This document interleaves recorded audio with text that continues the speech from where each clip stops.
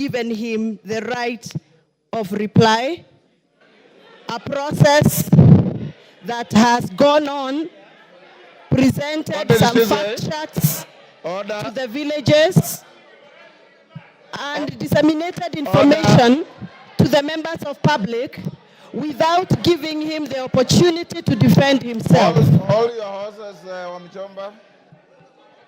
I was consulting with KJ. I didn't hear what you said. Can you repeat?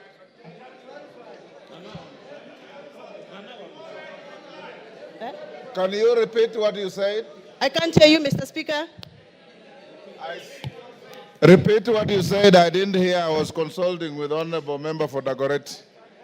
I have said I rise to defend the Deputy President, the Honorable Rigathi Joyfrey Gachagua, against a process that I feel, personally as my opinion, it is mob justice against the Deputy President because he has not been given the right of reply before we went for public participation. That is what I've said. Honorable Wamuchomba. According to the standing order here. Honorable Wamuchomba, that is neither factual nor legal because the Deputy President is appearing before this House at 5. So be factual. Mr. Speaker, yes. Please allow me to execute my point, then you can guide.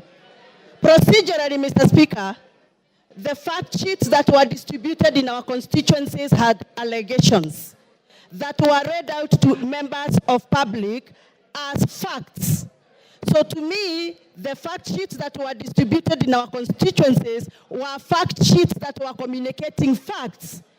But from where I come from, Mr. Speaker, what was typed in those papers was not factual and needed to be interrogated.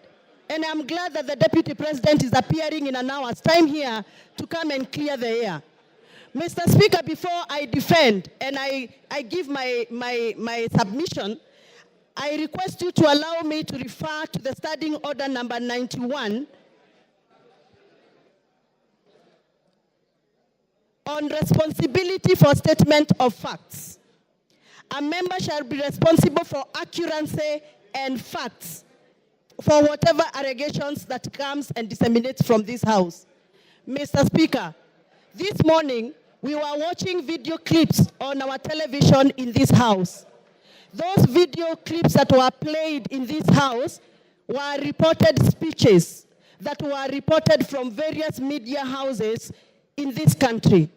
Mr. Speaker, according to the Kenyan Constitution and the Data Protection Act, it is our duty to clarify information before we disseminate and use it for a quasi-judicial process like we are handling today.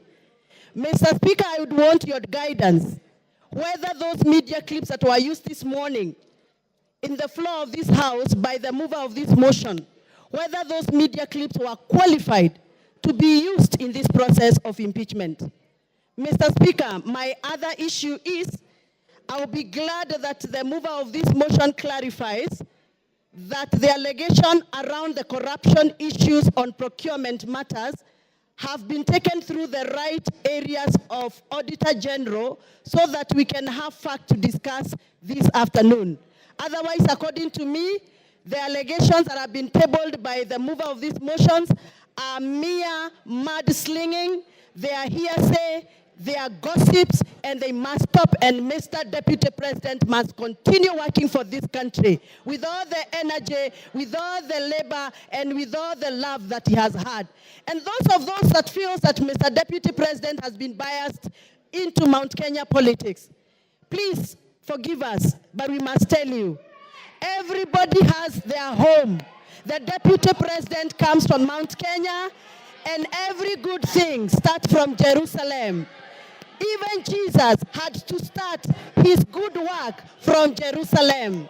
We are the Jerusalem. We shall continue allowing the Deputy President to do the work he's been doing in Mount Kenya, even as he tries and attempts to work in other parts of this country.